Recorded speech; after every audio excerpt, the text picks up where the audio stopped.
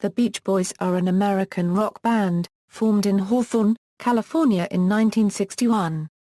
The group's original lineup consisted of brothers Brian, Dennis and Carl Wilson, their cousin Mike Love, and friend Al Jardine. Initially managed by the Wilsons' father Murry, the Beach Boys signed with Capitol Records in 1962. The band's early music gained popularity across the United States for its close vocal harmonies and lyrics reflecting a Southern California youth culture of surfing, cars and romance. During the early to mid-1960s, Brian Wilson's creative ambition and songwriting ability would dominate the group's musical direction. The primarily Wilson-composed Pet Sounds album and Good Vibrations single featured a complex, intricate and multi-layered sound that represented a departure from the simple surf rock of the Beach Boys' early years. Starting in 1967, Wilson gradually ceded control to the rest of the band, reducing his input due to mental health and substance abuse issues. Though the more democratic incarnation of the Beach Boys recorded a string of albums in various musical styles that garnered international critical success, the group struggled to reclaim their commercial momentum in America, despite the period when they were the primary competitors to the Beatles. Since the 1980s, much publicized legal wrangling over royalties, songwriting credits and use of the band's name transpired. Dennis Wilson drowned in 1983 and Carl died of lung cancer in 1998. After Carl's death, many different live configurations of the band fronted by Love and Bruce Johnston continued to tour into the 2000s while other members pursued solo projects. For the band's 50th anniversary, they briefly reunited as the Beach Boys for a new studio album, world tour, and career-spanning retrospective box set.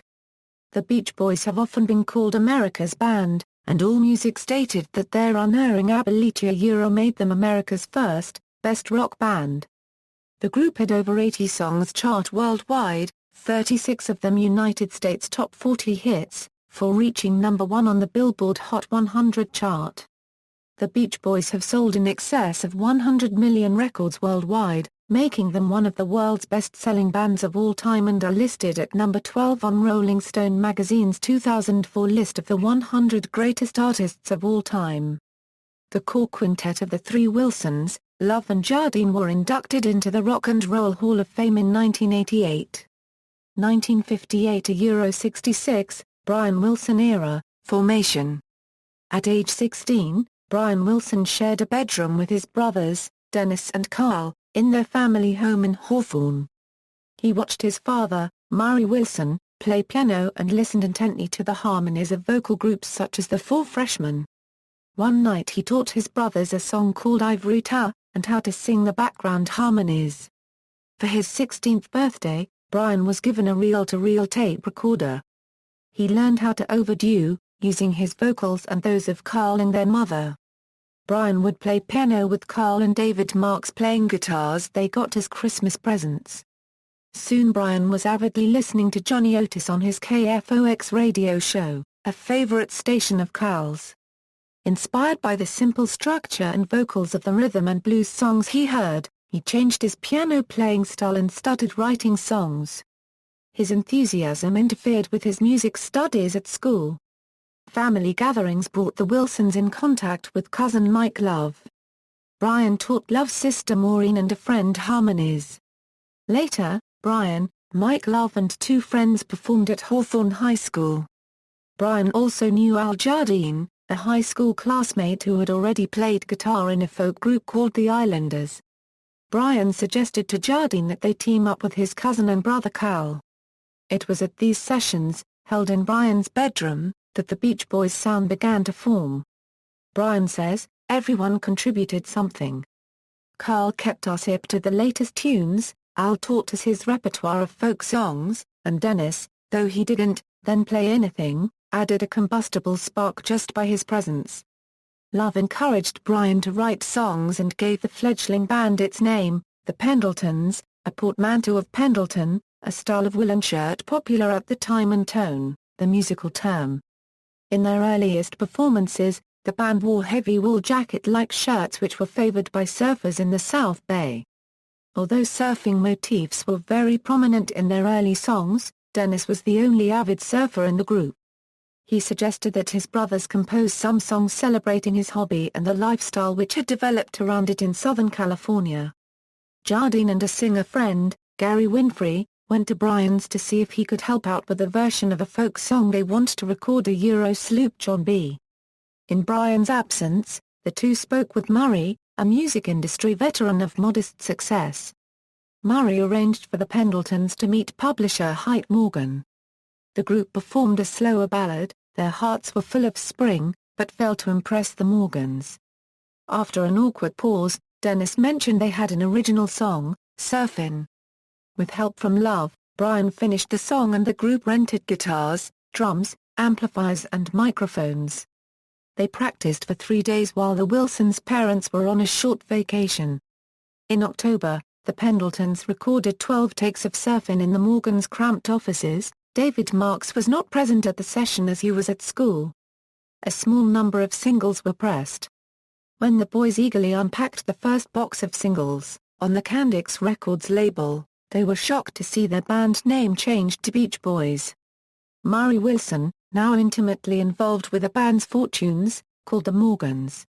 Apparently a young promotion worker, Russ Reagan, made the change to more obviously tie the group in with other surf brands of the time. Released in December 1961, Surfin' was soon aired on KFWB and KRLA, two of Los Angeles' most influential teen radio stations. It was a hit on the West Coast, going to number 3 in Southern California, and peaked at number 75 on the national pop charts. By the final weeks of 1961, Surfin' has sold more than 40,000 copies. Murry Wilson told the boys he did not like Surfin'. By now the de facto manager of the Beach Boys, he landed the group's first paying gig on New Year's Eve, 1961, at the Ritchie Valens Memorial Dance in Long Beach, headlined by icon Tina Turner. Brian recalls how he wondered what they were doing there, 5 clean-cut, unworldly white boys from a conservative white suburb, in an auditorium full of black kids. Brian describes the night as an education. He knew afterwards that success was all about R&B, rock and roll, and money. Early successes with surf and hot rod-themed rock.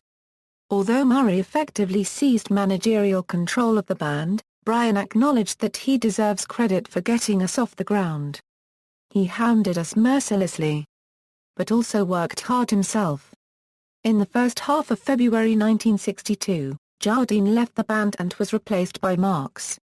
The band recorded 2 more originals on April 19 at Western Studios, Los Angeles. Lonely Sea, and 409, also re-recording Surfin' Safari. On June 4, the band released their second single Surfin' Safari backed with 409. The release prompted national coverage in the June 9 issue of Billboard, where the magazine praised Love's lead vocal and deemed the song to have strong hit potential. After being turned down by Dot and Liberty, the Beach Boys eventually signed a 7-year contract with Capitol Records on July 16 based on the strength of the June demo session. By November, their first album was Regia Euro Surfin' Safari, which reached 32 on the US Billboard charts. Their song output continued along the same commercial line, focusing on California youth lifestyle. In January 1963, 3 months after the release of their debut album, the band began recording their sophomore effort, Surfin' USA, placing a greater emphasis on surf rock instrumentals and tighter production. It has been hypothesized that the shift to a sound more typical of the surf rock genre was in response to the Californian surfer locals who were dismissive of the band's debut as it strayed from the sound of other surf acts.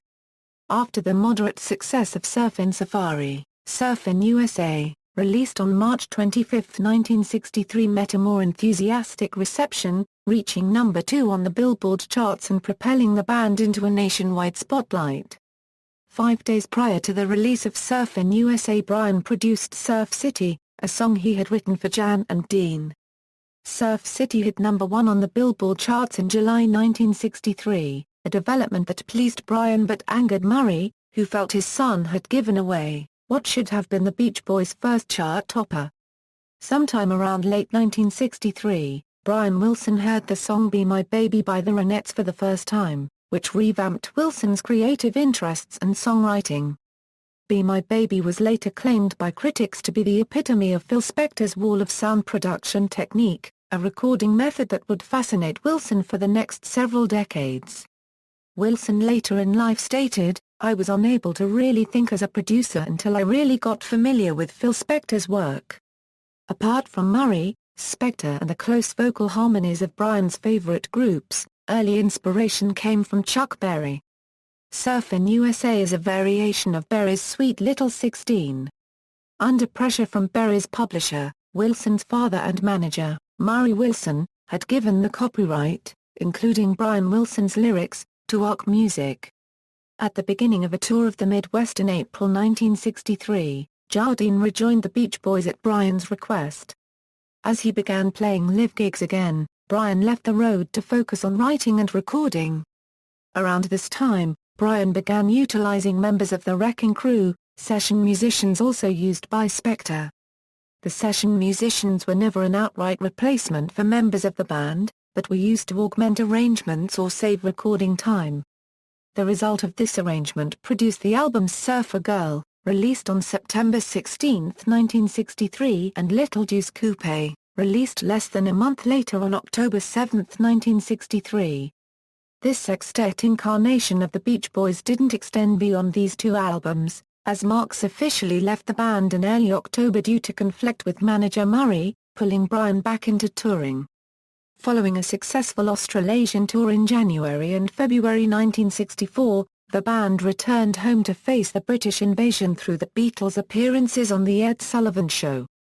Reportedly, Brian wanted more time to complete their next album, yet their record label insisted they finish recording swiftly to avoid being forgotten in the throes of the impending invasion. Satisfying these demands, the band hastily finished the sessions on February 20, 1964 and titled the album Shut Down Volume 2. Critics have found evaluating the album's worth difficult through the years. Though songs like The Warmth of the Sun and Don't Worry Baby are widely acclaimed and seen as impressive milestones in the artistic growth of the band, others have not lasted. In April 1964, during recording of the single I Get Around, Murry was relieved of his duties as manager. Brian reflected, "We love the family thing you know, 3 brothers, a cousin and a friend is a really beautiful way to have a group but the extra generation can become a hang-up." When the single was released in May of that month, it would climb to number 1, their first single to do so. 2 months later, the album that the song later appeared on, All Summer Long, reached number 4 on the Billboard 200 charts. The album was a swan song to the surf and car music the Beach Boys built their commercial standing upon. Later albums took a different stylistic and lyrical path. The group's early songs made them major pop stars in the United States, the United Kingdom, Australia and other countries. They had 16 hit singles between 1962 and 1965. The Beach Boys were one of the few American bands formed prior to the 1964 British invasion to continue their success. Their early hits also helped raise the profile of the state of California and associated the band with surfing, hot rod racing, and the pursuit of happiness by carefree teens. Today and Summer Days. By the end of 1964, the stress of road travel, composing, producing and maintaining a high level of creativity became too much for Brian Wilson.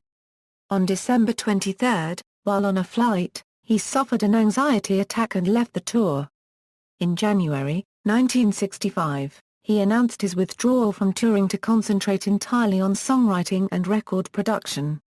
For the rest of 1964 and into 1965, Glenn Campbell served as Wilson's temporary replacement in concert, until his own career success pulled him from the group in April 1965. Bruce Johnston was asked to locate a replacement for Campbell. Having failed to find one, Johnston himself subsequently became a full-time member of the band on May 19, 1965, first replacing Wilson on the road and later contributing in the studio, beginning with the vocal sessions for California Girls on June 4, 1965. During the recording sessions for the Beach Boys Today, Love told Melody Maker that he and the band wanted to look beyond surf rock, to avoid living in the past or resting on their laurels. The resulting LP had largely guitar-oriented pop songs such as Dance, Dance, Dance, and Good to My Baby on side A, with B-side ballads such as Please Let Me Wonder, and She Knows Me Too Well. In June 1965, the band released Summer Days. The album included a reworked arrangement of Help Me, Rhonda, which had become the band's second #1 single in the spring of 1965, displacing the Beatles' Ticket to Ride. Let Him Run Wild tapped into the youthful angst that would later pervade their music. In November 1965, the group followed up their US #3 charting California Girls from Summer Days with another top 20 single, The Little Girl I Once Knew. It was considered the band's most experimental statement thus far, using silence as a pre-chorus, clashing keyboards, moody brass and vocal tics. Perhaps too extreme an arrangement to go much higher than its number 20 peak, it was the band's second single not to reach the top 10 since their 1962 breakthrough. In December they scored an unexpected #2 hit with Barbara Ann, which Capitol released as a single with no band input. A cover of a 1961 song by the Regents, it became one of the Beach Boys' most recognized hits. Pet Sounds, Good Vibrations, and Smile. In 1966, the Beach Boys formally established their use of unconventional instruments and elaborate layers of vocal harmonies on their groundbreaking record Pet Sounds. An early album in the emerging psychedelic rock style, Pet Sounds has been championed and emulated for its experimental and revolutionary Baroque instrumentation. In the same year, they released Good Vibrations, one of their best-known and most celebrated songs. The song made use of a tonne which helped them claim a new hippie audience. Pet Sounds displayed Wilson's growing mastery of studio recording. His increasingly sophisticated songs and complex arrangements peaked with this work. Influenced by psychedelic drugs, Brian turned inward and probed his deep-seated self-doubts and emotional longings. The piece did not address the problems in the world around them, unlike other psychedelic rock groups. The album's meticulously layered harmonies and inventive instrumentation set a new standard for pop and rock music. It remains one of the most evocative releases of the decade, with distinctive lushness, melancholy and nostalgia. The tracks Wouldn't It Be Nice, and God Only Knows showcased Wilson's growing mastery as a composer, arranger, and producer, as did Caroline, No, which was issued as a Brian Wilson solo single, the only time he was credited as a solo artist during the early Capitol years. The album also included 2 instrumental tracks, Let's Go Away for a While, and the title track. Because of his withdrawal from touring, Wilson was able to complete almost all the backing tracks for the album while the Beach Boys were on tour. They returned to find a substantially complete album, requiring only their vocals and a small amount of instrumental work to finish it. Despite the critical praise it received, Pet Sounds was indifferently promoted by Capitol and failed to become the major hit Wilson had hoped it would be. Its failure to gain wider recognition in the US hurt him deeply. Pet Sounds reached number 10 in the US and number 2 in the UK, an accomplishment which helped the Beach Boys become the strongest-selling album act in the UK for the final quarter of 1966, dethroning the 3-year reign of native bands such as the Beatles. Seeking to expand on Pet Sounds' advances, Wilson began an even more ambitious project, originally dubbed Dumb Angel. In due course, the project became Smile. Its first fruit was Good Vibrations, which Brian described as a pocket symphony. The song became the Beach Boys' biggest hit to date and a US and UK #1 single in 1966. Many critics consider it to be one of the best rock singles of all time. It was one of the most complex pop productions ever undertaken, and was reputed to have been the most expensive American single ever recorded at that time. Costing a reported $50,000, more than most albums, sessions for the song stretched over several months in at least 4 major studios. According to Wilson, the electro-theremin work itself cost $15,000. In contrast to his work on Pet Sounds, Wilson adopted a modular approach to Good Vibrations. He broke the song into sections and taped multiple versions of each at different studios to take advantage of the different sound and ambience of each facility. He then assembled his favorite sections into a master backing track and added vocals, the sessions being the most demanding of the group's career. While putting the finishing touches to Pet Sounds, Brian Wilson met musician and songwriter Van Dyke Parks. In mid-1966, Brian and Parks began an intense collaboration that resulted in a suite of challenging new songs for Smile. Using the same techniques as on Good Vibrations, recording began in August 1966 and carried on into early 1967. Although the structure of the album and the exact running order of the songs have been subjects of speculation, it is known that Wilson and Parks intended Smile to be a continuous suite of songs that were linked both thematically and musically, with the main songs being linked together by small vocal pieces and instrumental segments that elaborated upon the musical themes of the major songs. Many factors combined to put intense pressure on Brian Wilson as Smile neared completion: his own mental instability, the pressure to create against fierce internal opposition to his new music, the relatively unenthusiastic response to Pet Sounds in the United States, Carl Wilson's draft resistance, and a major dispute with Capitol Records. Further, Wilson's reliance on both prescription drugs and amphetamines exacerbated his underlying mental health problems. Smile was shelved in May 1967, and would go on to become the most famous unreleased album in the history of popular music. Comparable to Brian Jones and Syd Barrett, Brian Wilson's use of psychedelic drugs especially LSD led to a nervous breakdown in the late 1960s. As his legend grew, the Smile period came to be seen as the pivotal episode in his decline, and he became tagged as one of the most notorious celebrity drug casualties of the rock era. 1967 75, The Beach Boys as a Democratic Unit, Smiley Smile and Wild Honey. Some of the Smile tracks were salvaged and re-recorded in scaled-down versions at Brian's new home studio. Along with the single version of Good Vibrations, these tracks were released on Smiley Smile, an album which elicited positive critical and commercial response abroad, but was the first real commercial failure for the group in the United States. By this time the Beach Boys management had created the band's own record label, Brother.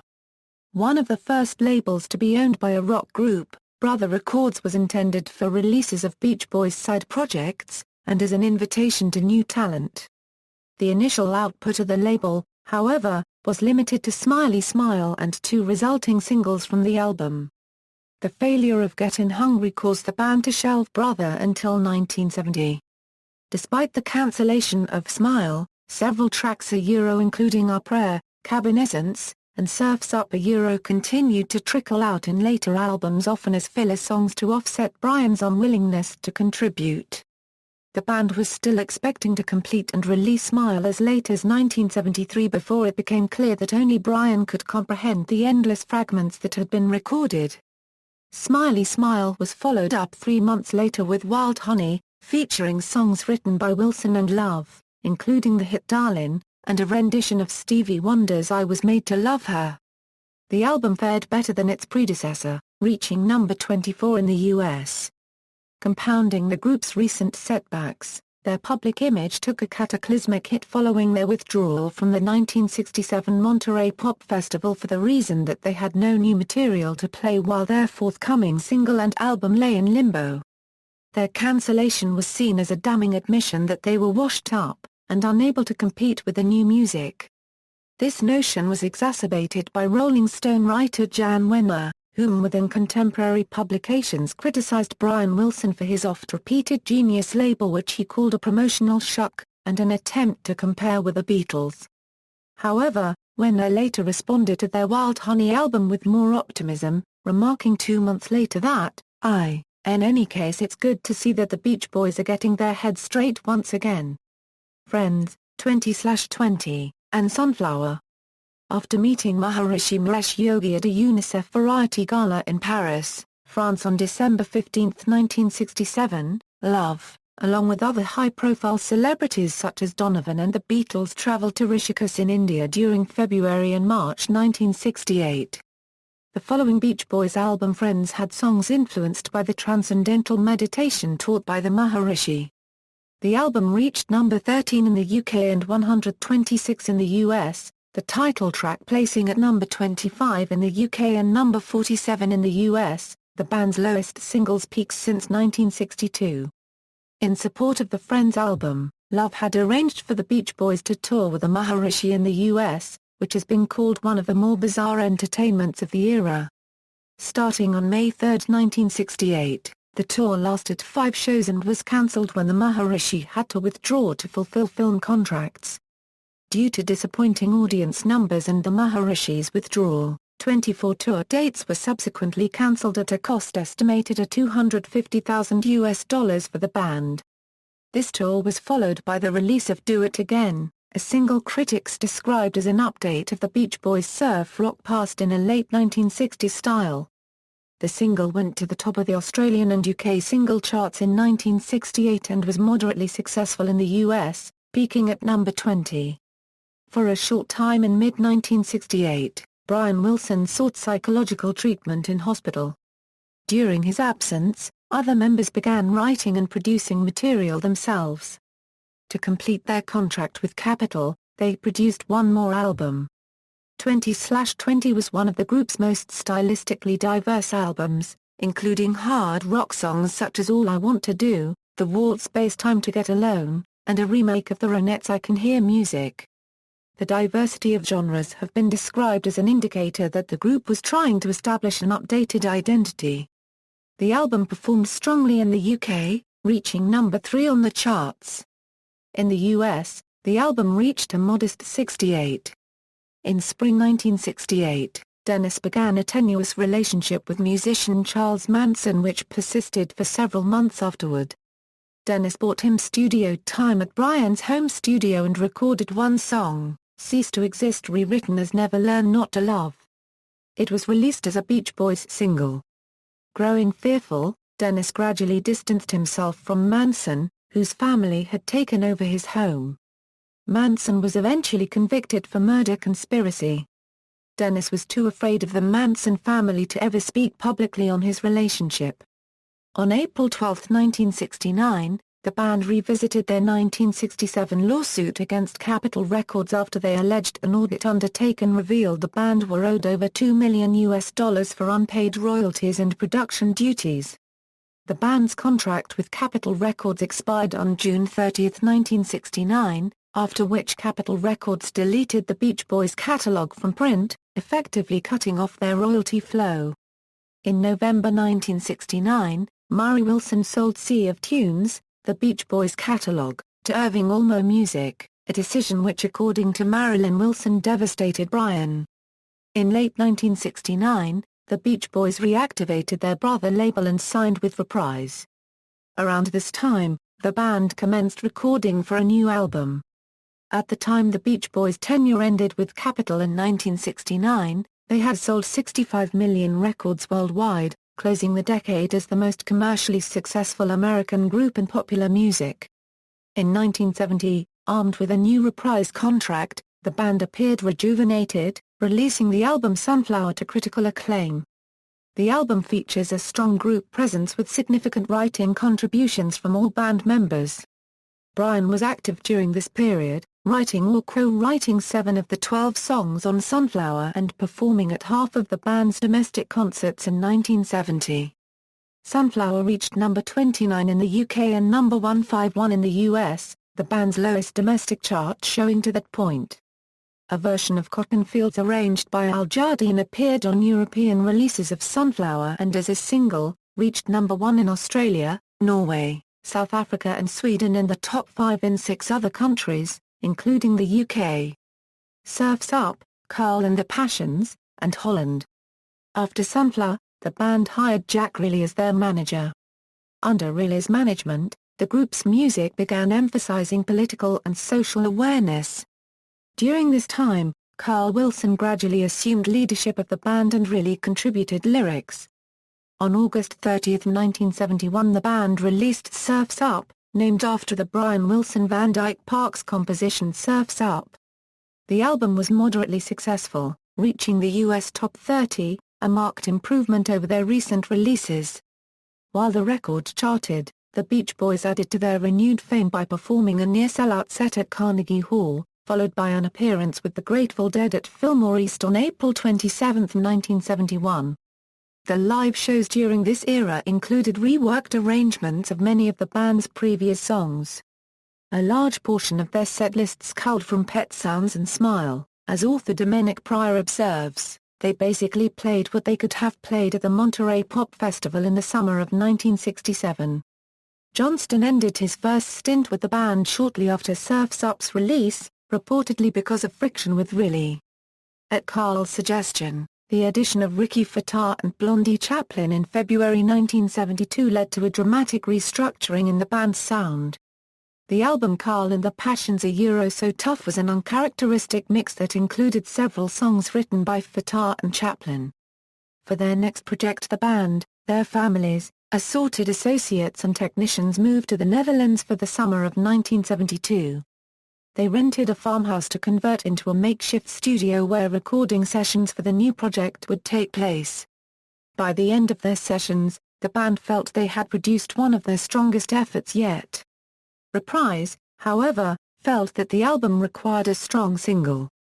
This resulted in the song Sail On, Sailor, a collaboration between Brian Wilson, Tandon Armour, Ray Kennedy, Jack Riley and Van Dyke Parks featuring a soulful lead vocal by Chaplin. Reprise subsequently approved and the resulting album, Holland, was released early in 1973, peaking at number 37. Brian's musical children's story, Mount Vernon and Fairway, narrated by Riley and strongly directly influenced by Randy Newman's Sail Away album, was included as a bonus EP. Despite indifference from Reprise, the band's concert audience started to grow. The Beach Boys in Concert, a double album documenting the 1972 and 1973 U.S. tours, was another top 30 album and became the band's first gold record under Reprise. During this period the band established itself as one of America's most popular live acts. Chaplin and Fataar helped organize the concerts to obtain a high-quality live performance, playing material off Surf's Up, Carl and the Passions and Holland and adding songs from their older catalog. This concert arrangement lifted them back into American public prominence. In late 1973, the soundtrack to American Graffiti, 41 original hits from the soundtrack of American Graffiti, was released to mass commercial and critical success. The soundtrack included early Beach Boys songs Surfin' Safari, and All Summer Long, and was a catalyst in creating a wave of nostalgia that reintroduced the Beach Boys into contemporary American consciousness. In 1974, Capitol Records issued Endless Summer, the band's first major pre-Pet Sounds Greatest Hits package. The record's sleeve's sunny, colorful graphics caught the mood of a nation and surged to the top of the Billboard album charts. It was the group's first multi-million selling record since Good Vibrations, and remained on the album chart for 3 years. The following year, Capitol released a second compilation, Spirit of America, which also sold well. With these compilations, the Beach Boys became one of the most popular acts in rock, propelling themselves from opening for Crosby, Stills, Nash and Young to headliners selling out basketball arenas in a matter of weeks. Rolling Stone named the Beach Boys the Band of the Year for 1974, solely on the basis of their juggernaut touring schedule and material written over a decade earlier. Riley, who remained in the Netherlands after Holland's release, was relieved of his managerial duties in late 1973. Chaplin also left in late 1973 after an argument with Steve Love, the band's business manager. Fataar remained until 1974, when he was offered a chance to join a new group led by future Eagles member Joe Walsh. Chaplin's replacement, James William Guascio, started offering the group career advice that resulted in his becoming their new manager. Under Guascio, the Beach Boys staged a highly successful 1975 joint concert tour with Chicago, with each group performing some of the other's songs, including their previous year's collaboration on Chicago's hit Wishing You Were Here. Beach Boys vocals were also heard on Elton John's 1974 hit Don't Let the Sun Go Down on Me. Nostalgia had settled into the Beach Boys' hype. The group had not officially released any new material since 1973's Holland. While their concerts continuously sold out, the stage act slowly changed from a contemporary presentation followed by oldies encores to an entire show made up of mostly pre-1967 music. 1976 a Euro 77, Second Brian Wilson era. 15 Big Ones marked Brian's return as a major force in the group. The album included new songs by Brian, as well as cover versions of oldies such as Rock and Roll Music, Blueberry Hill, and In the Still of the Night. Brian and Love's It's Okay was in the vein of their early 60s style and was a moderate hit. The album was publicized by an August 1976 NBC TV special, simply titled The Beach Boys. The special, produced by Saturday Night Live creator Lorne Michaels, featured appearances by SNL cast members John Belushi and Dan Aykroyd. For the remainder of 1976 to early 1977, Brian Wilson spent his time making sporadic public appearances and producing the band's next album Love You, a quirky collection of 14 songs mostly written, arranged and produced by Brian. Brian revealed to biographer Peter Ames Carlin that Love You is one of his favorite Beach Boys releases, telling him that's when it all happened for me. That's where my heart lies. Love You peaked at number 28 in the UK and number 53 in the US and developed a cult following. Regarded as one of the band's best albums by fans and critics alike. After Love You was released, Brian began to record and assemble Adult Child, an effort largely consisting of songs written by Wilson from 1976 and 1977 with select big band arrangements by Dick Reynolds. Though publicized as the Beach Boys' next release, Adult Child reportedly caused tension within the group and was ultimately shelved. Following this period, his concert appearances with the band gradually diminished and their performances were occasionally erratic. The internal wrangling came to a head after a show at Central Park on September 1, 1977, when the band effectively split into two camps.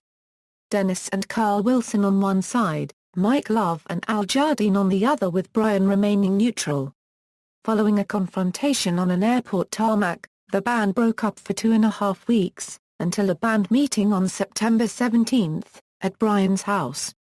In light of a potential new Caribou Records, the parties negotiated a settlement resulting in Love gaining control of Brian's vote in the group, allowing Love and Jardine to outvote Carl and Dennis Wilson on any matter.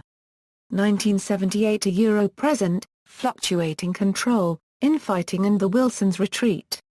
The Beach Boys' last album for Reprise, MIU album, was recorded at Maharishi International University in Iowa at the suggestion of Love. Dennis and Carl made limited contributions. The album was mostly produced by Jardine and Ron Olch, with Brian appearing as executive producer. MIU was largely a contractual obligation to finish out their association with Reprise, who likewise did not promote the result. The record cemented the divisions in the group. Love and Jardine focused on rock and roll-oriented material while Carl and Dennis chose the progressive focus they had established with the albums Carl and the Passions and Holland. Dennis withdrew from the group to focus on his second solo album and follow-up to Pacific Ocean Blue entitled Bamboo. However, alcoholism and marital problems overcame all three Wilson brothers and Bamboo was shelved. Carl appeared intoxicated during concerts and Brian gradually slid back into addiction and an unhealthy lifestyle. After departing Reprise, the Beach Boys signed with CBS Records. They received a substantial advance and were paid $1 million per album, even as CBS deemed their preliminary review of the band's first product, L.A., as unsatisfactory. Faced with the realization that Brian was unable to contribute, the band recruited Johnston as producer. The result paid off, as Good Timin' became a top 40 single. The album featured outstanding performances by both Dennis and Carl. The group enjoyed moderate success with a disco reworking of the Wild Honey song Here Comes the Night, which was followed by their highest-charting UK single in 9 years. Jardine's Lady Linda peaked at number 6 in the UK singles chart. 1980 saw the release of Keeping the Summer Alive, with Johnston once again producing. Carl Wilson was the only Wilson to influence the finished product. Brian managed to contribute several ideas, as seen in the Going Platinum television special documenting the album's release, but was otherwise persona non grata. Dennis' ongoing personal problems kept him out of the special and album, though his drumming is heard on the cover version of Chuck Berry's School Days. From 1980 through 1982, the Beach Boys and the Grassroots performed Independence Day concerts at the National Mall in Washington, D.C., attracting large crowds. However, in April 1983, James G. Watt, President Ronald Reagan's Secretary of the Interior, banned Independence Day concerts on the Mall by such groups. Watt said that rock bands that has performed on the Mall on Independence Day in 1981 and 1982 had encouraged drug use and alcoholism and had attracted the wrong element, who would mug attendees. During the ensuing uproar, which included over 40,000 complaints to the Department of the Interior, the Beach Boys stated that the Soviet Union, which had invited them to perform in Leningrad in 1978, obviously, did not feel that the group attracted the wrong element. Vice President George H. W. Bush said of the Beach Boys, "They're my friends and I like their music." Watt later apologized to the band after learning that President Reagan and First Lady Nancy Reagan were fans. White House staff presented Watt with a plaster foot with a hole in it, showing that he had shot himself in the foot. The band returned to D.C. for Independence Day in 1984 and performed to a crowd of 750,000 people. In 1981, Carl quit the group due to unhappiness with the band's nostalgia format and lackluster live performances, subsequently pursuing a solo career. He returned in May 1982 after approximately 14 months of being away on the condition that the group reconsider their rehearsal and touring policies, along with refraining from Las Vegas-type engagements. Dennis Wilson's personal problems continued to escalate, and on December 28, 1983, he drowned in Marina del Rey while diving from a friend's boat trying to recover items he had previously thrown overboard in fits of rage. Despite his death, the Beach Boys continued as a successful touring act. Soundtrack appearances, Kokomo, and Nostalgia. On July 4, 1985, the Beach Boys played to an afternoon crowd of 1 million in Philadelphia, and the same evening they performed for over 750,000 people on the Mall in Washington. They also appeared 9 days later at the Live Aid concert.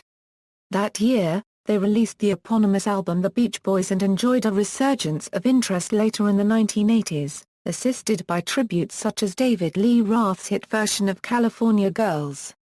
In 1987, he played with the rap group The Fat Boys, performing the song Wipe Out, and filming a music video. By 1988, Brian Wilson had officially left the Beach Boys and released his first solo album, which received critical acclaim.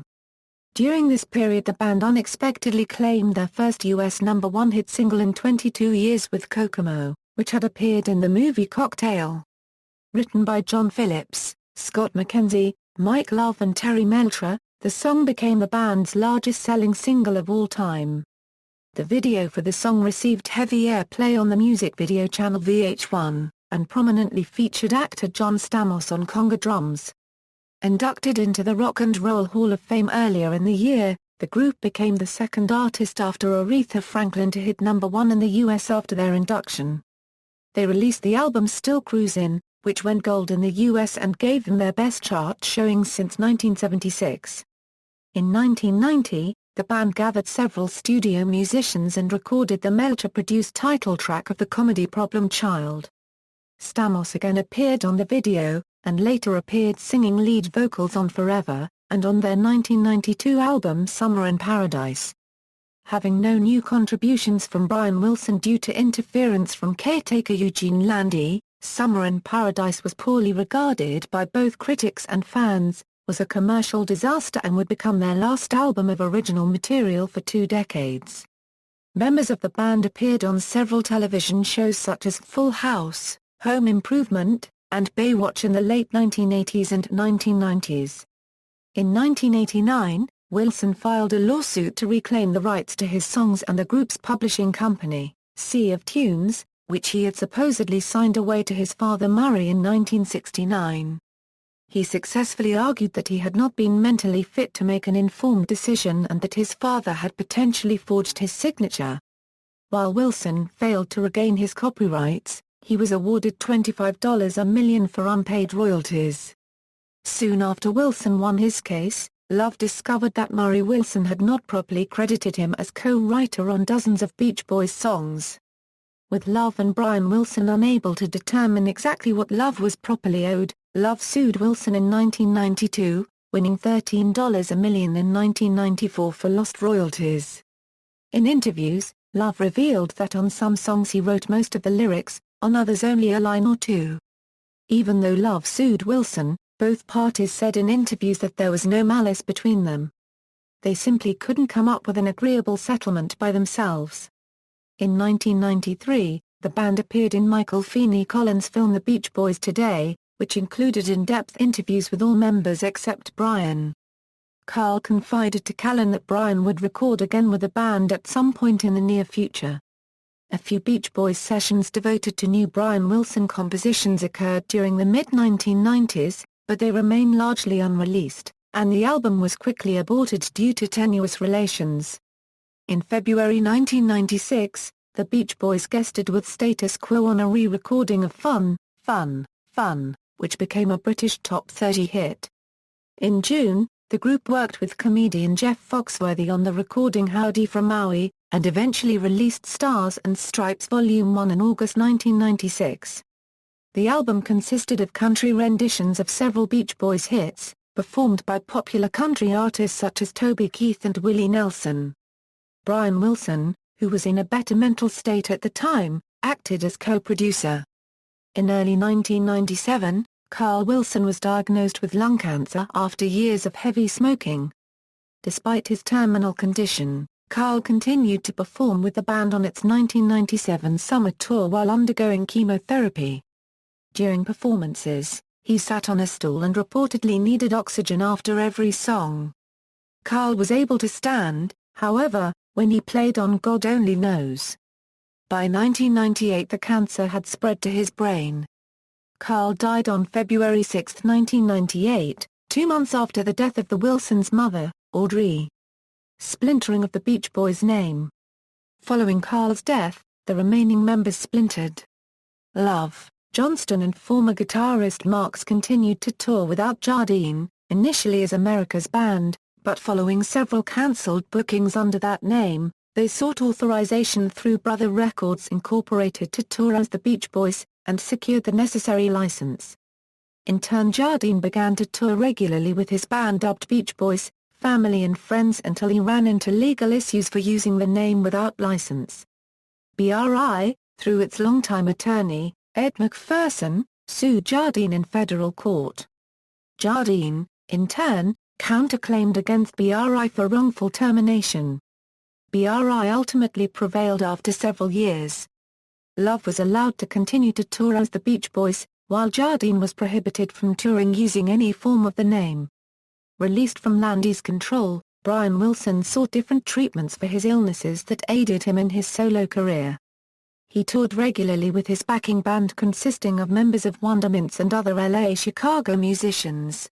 Marks also maintained a solo career. Their tours remained reliable draws, with Wilson and Jardine both remaining legal members of the Beach Boys organization. In September 2004, Brian Wilson issued a free CD through the mail on Sunday that included Beach Boys songs he had re-recorded, 5 of which he had co-authored with Love.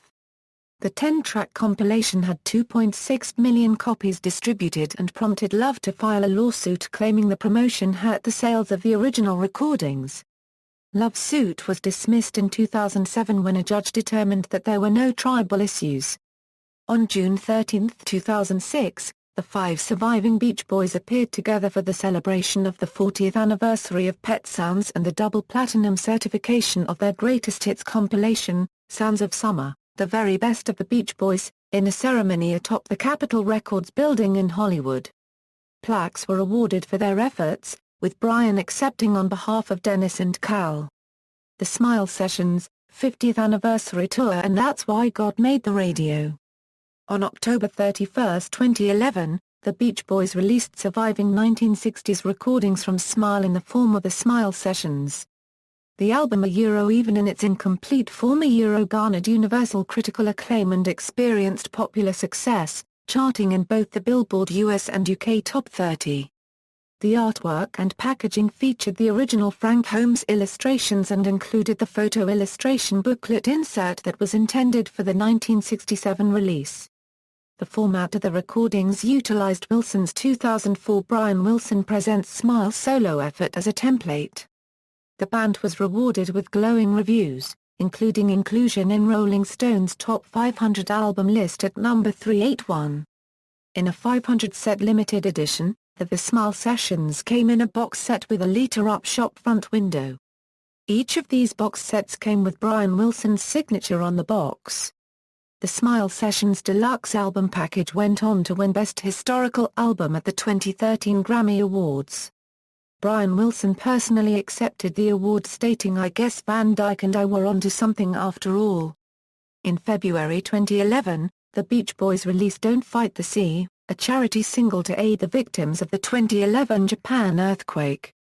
The single, released on Jardine's 2011 album A Postcard from California, featured Jardine, Wilson, Love and Johnston, with pre-recorded vocals by Carl Wilson. Rumors then circulated regarding a potential 50th anniversary band reunion.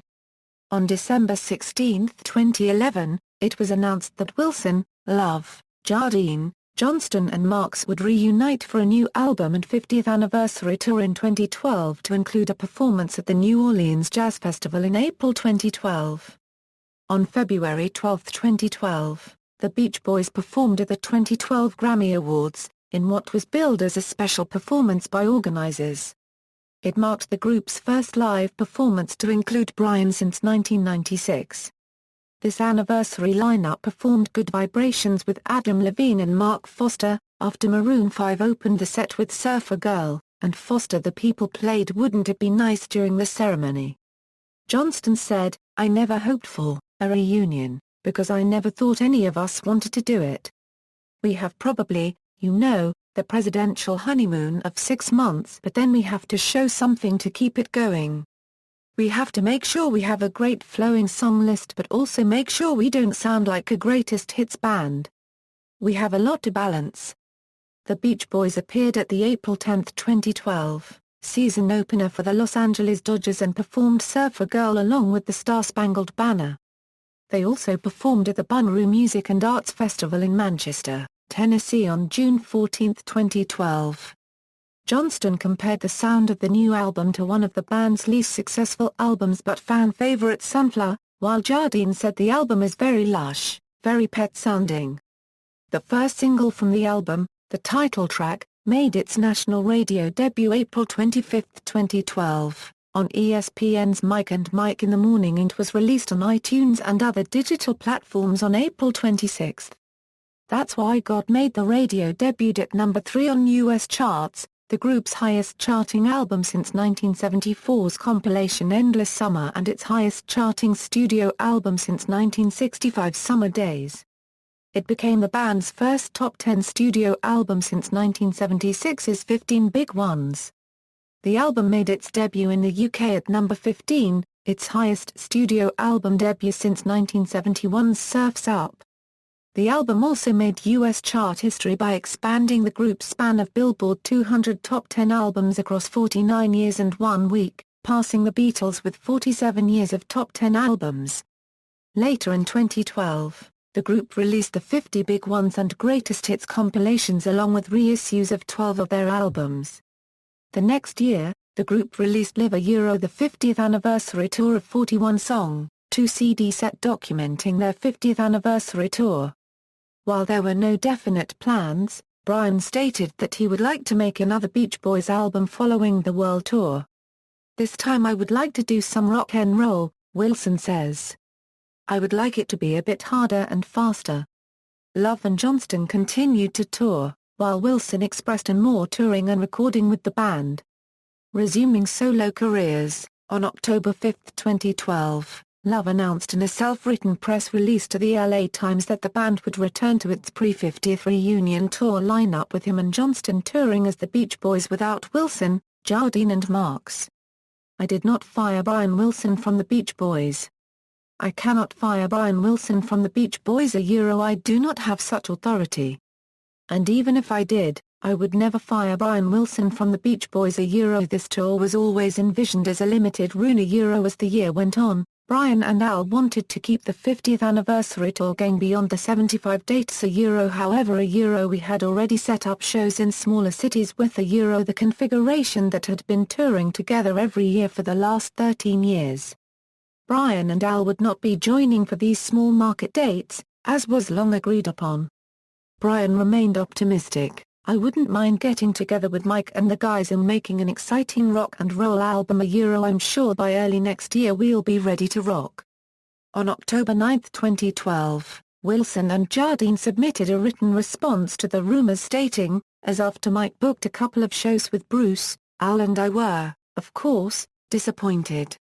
Then there was confusion in some markets when photos of me, Al and David and the 50th reunion band appeared on websites advertising his shows I was completely blindsided by his press release we hadn't even discussed as a band what we were going to do with all the offers that were coming in for more 50th shows." On December 13, 2012, Wilson and Jardine played a Christmas show at which they performed the Beach Boys' Christmas songs, "Little Saint Nick" and "Christmas Day." Following this appearance, on January 23, 2013, Wilson announced a concert date featuring himself, Jardine and Marks. Wilson then said that these dates would be followed up by 2013 summer shows with Jardine and Marks. Love and Johnston continued to perform under the Beach Boys name, while Wilson, Jardine, and Marks continued to tour as a trio, and a subsequent tour with guitarist Jeff Beck also included former Beach Boy Blondie Chaplin at select dates. Reflecting upon the band's recent reunion in 2013, Love stated, "I had a wonderful experience being in the studio together. Brian has lost none of his ability to structure those melodies and chord progressions, and when we heard us singing together coming back over the speakers it sounded like 1965 again. Touring was more for the fans it was a great experience, it had a term to it, and now everyone's going on with their ways of doing things." In a July 8, 2013 interview, he continued by discussing the potential of another reunion, saying, "I don't unregistered trademark T know how that sacking controversy started the anniversary tour was originally 50 dates, and got extended to 73. At that point, Brian said, no more dates for us, please unregistered trademark." So once we finished those 73 shows we went back to the lineup of the band before he rejoined unregistered trademark D very much like to get in a room, just him and I, to write more songs we did unregistered trademark T write together on last year unregistered trademark S album, and unregistered trademark D like to do that more than anything. On August 27, 2013 the group released Made in California, a 6-disc collection featuring more than 7.5 hours of music, including more than 60 previously unreleased tracks. Made in California also concluded the Beach Boys' 50th anniversary campaign. That same year, former members of the Beach Boys touring band, Bobby Figueroa, Billy Hinch, Ed Carter, Matt Jardine, and Philip Bardul united to form California Surf, Incorporated, performing Beach Boys songs. Jardine, Marks, Johnston and Love appeared together at the 2014 Ella Awards ceremony, where Love was honored for his work as a singer. Marks sang 409 in honor of Love while Jardine performed Help Me Rhonda. They closed the show by performing Fun, Fun, Fun. Wilson's longtime band associate Jeff Foskett also appeared, but not Wilson. On May 15, 2014 the touring Beach Boys announced a tour celebrating 50 years of Fun Fun Fun, named for their 1964 single. The tour will also feature the addition of Foskett replacing Mike's son Christian. Legacy, regarded by some critics as one of the greatest American rock groups and an important catalyst in the evolution of popular music, the Beach Boys are one of the most critically acclaimed and commercially successful bands of all time. Influenced by barbershop music and rhythm and blues, they began playing 1950s-style rock and roll married to a 5-part harmony. The band later went on to incorporate many different genres, from baroque pop to psychedelia and synth pop. The Beach Boys' sales estimates range from 100 to 350 million records worldwide, and have influenced artists spanning many genres and decades. Artists influenced by the Beach Boys include The Beatles, George Martin, The Velvet Underground, Pink Floyd, Cream, The Who, Elton John, ABBA, Bruce Springsteen, The Ramones, The Stone Roses, Sonic Youth, Beck, R.E.M., Weezer, Neutral Milk Hotel, Radiohead, Of Montreal, The Olivia Tremor Control, The Flaming Lips, My Bloody Valentine, Daft Punk, Air, Kraftwerk, Yellow Magic Orchestra, Belle and Sebastian, The Beatles Band, Alex Chilton, Yo La Tengo, Saint Etienne, Pixies, Mr. Bungle, Management, Marvin B. Naylor, and Animal Collective. The Beach Boys Today. Wild Honey, Sunflower, Surf's Up, Holland, and The Smile Sessions are featured in several greatest albums of all time lists. The group's 1966 releases, Pet Sounds and Good Vibrations, frequently rank among the top of critics' lists of the greatest albums and singles of all time. Pet Sounds is on the greatest albums lists for Time, Rolling Stone, New Musical Express, Mojo, and The Times. The record had a profound influence on many of the Beach Boys' contemporaries. McCartney named it one of his favorite albums of all time. McCartney said that it was the inspiration behind the Beatles' album, Sgt. Pepper's Lonely Hearts Club Band. Echoing this sentiment, Beatles producer George Martin said, Pepper was an attempt to equal Pet Sounds. In 1966 and 1967, reader polls conducted by the UK magazine NME crowned the Beach Boys as the world's #1 vocal group, ahead of the Beatles and the Rolling Stones. In 1974, the Beach Boys were awarded Band of the Year by Rolling Stone. On December 30, 1980, the Beach Boys were awarded a star on the Hollywood Walk of Fame, located at 1500 Vine Street. The group was inducted into the Rock and Roll Hall of Fame in 1988. 10 years later they were selected for the Vocal Group Hall of Fame. In 2001, the group received a Grammy Lifetime Achievement Award. In 2004, Rolling Stone ranked the Beach Boys number 12 on its list of the 100 greatest artists of all time. Brian Wilson was inducted into the UK Rock and Roll Hall of Fame in November 2006. The Wilsons' California house, where the Wilson brothers grew up and the group began, was demolished in 1986 to make way for Interstate 105, the Century Freeway. A Beach Boys historic landmark, dedicated on May 20, 2005, marks the location. Discography. Selected filmography: The Beach Boys, Good Vibrations Tour, The Beach Boys, An American Band, The Beach Boys, Nashville Sounds, The Beach Boys, Endless Harmony, The Beach Boys, Live and Nebworth, The Beach Boys, The Lost Concert, The Beach Boys, In London 1966, The Beach Boys, Chronicles, The Beach Boys, Doin' It Again. The Beach Boys also appear in the Beach Party films The Girls on the Beach, in which they perform 3 songs: The Girls on the Beach, Lonely Sea, and Little Honda, and The Monkees' Uncle, in which they perform The Monkees' Uncle with Annette Funicello. The life of the Beach Boys is the subject of 2 TV movies, Summer Dreams, The Story of the Beach Boys, and The Beach Boys, An American Family. The Beach Boys appeared in an episode of Full House entitled Beach Boy Bingo, which aired on November 18, 1988.